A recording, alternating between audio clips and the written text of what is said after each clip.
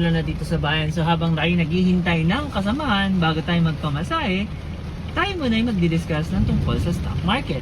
This is the journey kung paano kumita ng 1 million pesos net sa stock market. Alam pa na may kakayanan ng isang tao na kumita sa stock market sa mga simpleng pamamaraan lamang. Pipili ka ng isang kumpanya na pwede mong pag-ipunan ng pera. So buwanan, bibili ka bawat buwan ng 5 shares. Pagkatapos ng 10 buwan, magkakaroon ka na ng 50 shares.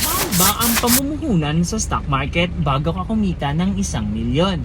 Ang sagot dyan ay oo at hindi. Namang maghulog-hulog na akala mo'y naguhulog ka sa iyong tibyo o sa iyong alkansya.